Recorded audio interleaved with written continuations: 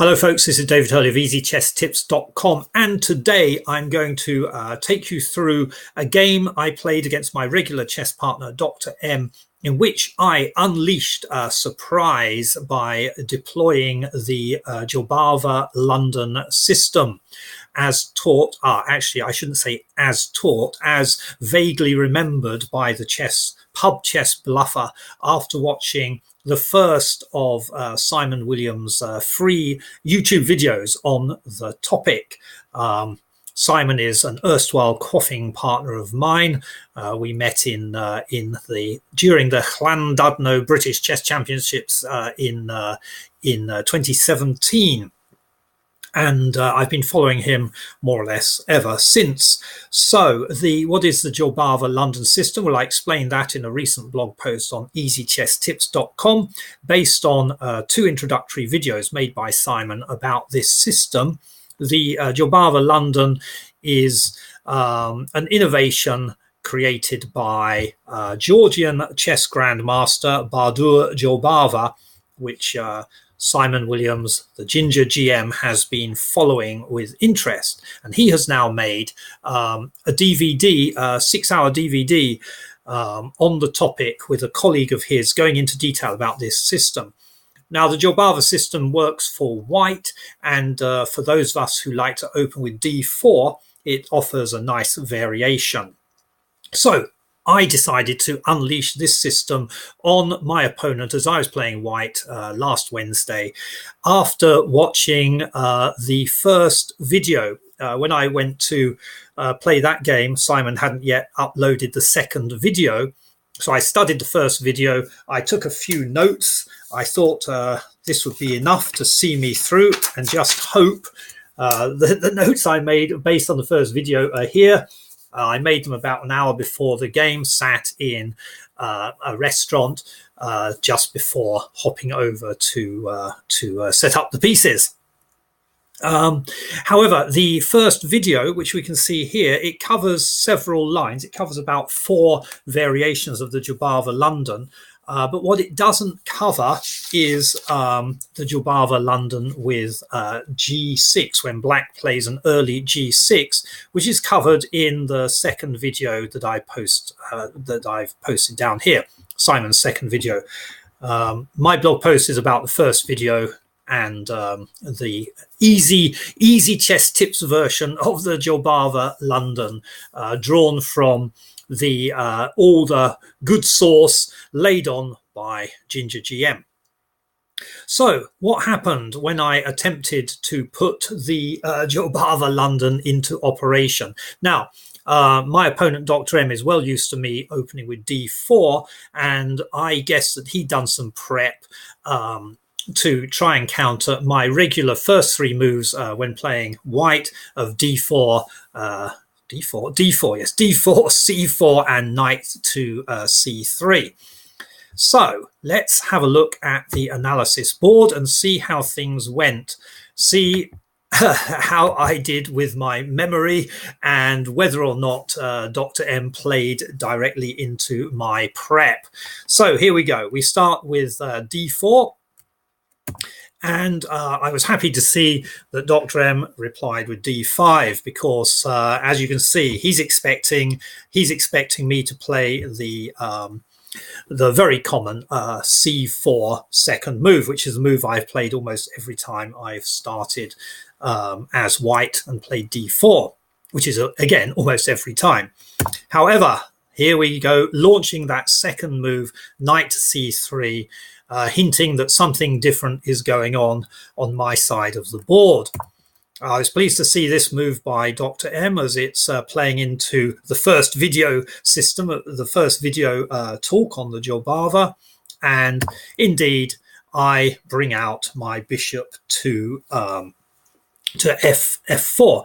This is the bishop f4 move, is part of the London system. So this setup is a kind of combination of the London and this second move with the knight.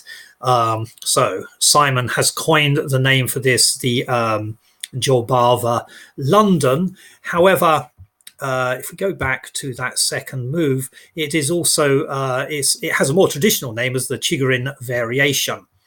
So the Chigorin variation, the Jobava London variation of the Chigorin variation, perhaps. Let's see how it goes. And so what will the third move be? Well, would you believe it? It was the move that I was unable to prepare for because it wasn't on the first video. The GingerGM had saved up the G6 variations for video number 2, and video number 2 wasn't out at the time when I was playing this game. So wry smile. I gave it a wry smile. I thought, oh dear, now I may have to I can no longer rely on a faulty memory, but now I have to rely on some pub chess bluffery to get me through as well. I might actually have to start thinking. These games are 30-minute games. We have 30 minutes each with no increment, so the clock is constantly running down. How did I respond, and how would someone who has actually gone through the Jobava London system training respond? So I brought out E3. I'll play through the next few moves and then I'll show you what Simon recommends in his second video. There we go. We get the fianchettoed bishop. And I then brought out my bishop to D3. Happily, we see that the advantage bar is not tremoring too much at all. And then we had the castle. And instead of moving that knight, I remembered, I do try to remember what Simon tells us. Simon likes Harry the H pawn to move up, and I thought that would be a suitable response to the kingside castle. We then see perhaps another fianchetto coming along. And at this stage, I remembered what I'd seen in the first video was that there's quite often a characteristic of the Jobava London, excuse me, is this knight to b5 move. The target is this c pawn here with the bishop and the knight eyeing it. If I can nobble that c pawn, the rook is then trapped in the corner. So I pick up a pawn and a rook. However, I didn't expect Dr. M to fall for such a blatant trick. However, when posing these little threats at the pub chess bluffery level of the game, you can quite often induce a mistake or cause a weakness to come. So the system is recommending something like it's recommending a6, but this is what we got from Dr. M, pulling back his knight, which looks reasonable. Is opening up the diagonal and protecting the pawn from my knight and bishop combination. Indeed, I moved up my pawn as recommended, and then he attacks my knight with his a pawn, and I'm not going to retreat my knight just yet. I'm going to start working on his pawn structure in front of his king. I guess what I was thinking was that if he takes my knight, I will keep going with my pawn and open up in front of the king. But he takes, and then I pull back. So at this stage in the game, white has an advantage. But I've not been playing the standard Jobava system. I've just been working with what I could remember. Let's have a look at what the GingerGM recommends for this move back up here when G6 comes in. So we have G6 coming in here, just like so. It's gone crazy.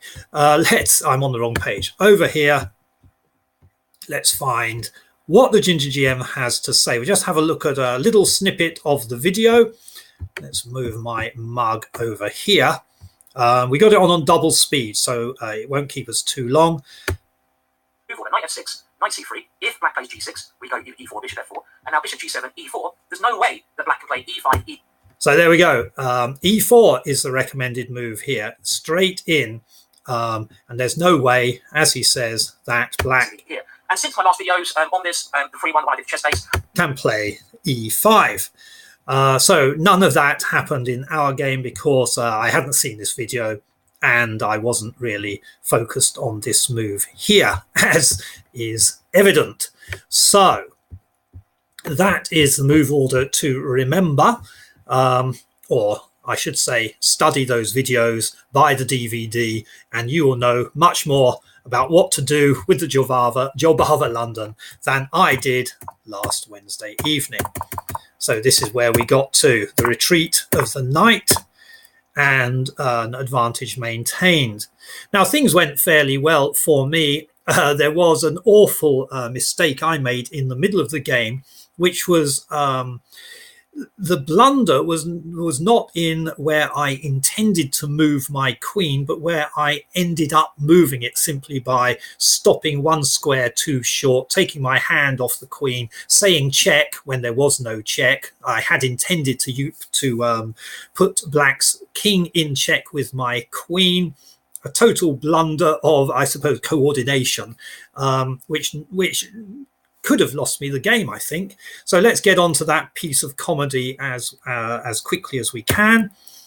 So we have these moves here. The f3 move, he brings out his bishop. I put my queen on d2. That I think is the best square if I remember what I looked at in the videos after coming back from Wednesday's game. When I came back, the second video was up and I was able to check out all the stuff I should have done. I was actually quite pleased with some of my setup. Things were not quite as haywire as they could have gone. So here we put in this. It took me 2 moves to get to e4, and I'm more focused on opening up this diagonal here. It may not actually be the best time to move e4. You can see the advantage has switched my way. The advantage is switching against me at this stage in the game. Perhaps with a bit more thought, the game's a bit more equal. But I give up some stuff in the center to maintain this attack on the queen, on the king. So he jumps in, he sees that pawn waiting to be nobbled there, but the system doesn't like it very much until I make my move. So this is what I'm working on, constantly working on this corner up here. He gets in that move too. Now this is a piece of pub chess bluffery. This is the kind of thing you can get away with in a game at my level, but you wouldn't get away with this kind of thing in a competition. In a competition or at the club chess level, I believe. So I ignore this pawn here. I just go for the bishop in front of the king, kind of expecting that the king will take back. I'm expecting things to open up here.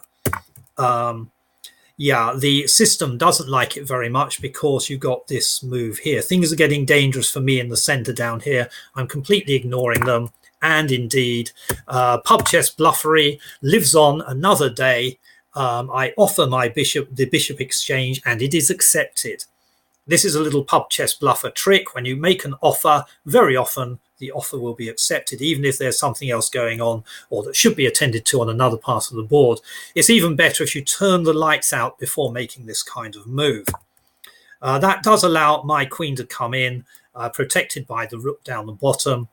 And this is where more mistakes came with the king under pressure. So the system is looking for the best escape square. It's looking at those 2 back squares, but Dr. M chose to escape this way, perhaps seeing safety over here somewhere or seeking safety over here. But the pub chess bluffery has restored my advantage. I then get rid of that dangerous pawn. Now, I think this is another mistake, moving the rook over here. That pawn is protected by the knight, though the knight could well be swapped off. It does allow me in here. He moves away. My order here is probably not the best. Now things are going. Now this is the place where the huge blunder on my part comes in. I've seen this move. I'm going for this move, but I take my hand off the queen on this square, and I say check, causing the good doctor to do some head scratching, thinking there's perhaps some genius thing on my part that he has completely missed. There wasn't. It was a complete blunder. Here is my appalling move. Seriously, I just took my hand off. I said check, and so that was what I was left with. A total piece of incompetence. He now can take advantage. The system is recommending that I knock that rook off the board ASAP, but I don't. I go for check, and in fact, this is a terrible move. The king can head for safety, but the pub chess bluffer will live on the king. What Dr. M has in mind is protecting the knight so that the queen can then swap off rooks over here. I now go for the rook, the queen comes over, and it allows me back into the game with this pin of the knight. Indeed, c5 comes in, I bring in my knight, he has to run away, we swap off, and now it's endgame. Although he is up in material, I have the initiative here, and that is a fatal error. It brings the king into a mating net. That's I'm glad I saw that. That was a nice little way to pull the king back into the mating net here, like so. And this is pretty much it, because the queen is going to go. And that's the last fatal error of the game. There wasn't much time left on the clock. And there we have it, the Jobava London system with lashings of pub chess bluffery wins the day for white. Thanks, folks. I hope you enjoyed this video. If you want some real chess education, hop over to the GingerGM's YouTube channel and watch those two very enjoyable, very entertaining and educational videos on the Jobava London system. And if you like what you see, go and buy his 6-hour DVD and get yourself properly trained up, as I now hope to do as well. Although I'm sure that the old pub chess bluffer trickery will not go away anytime soon. Okay, folks, that's all from me, David Hurley of EasyChessTips.com. Until next time.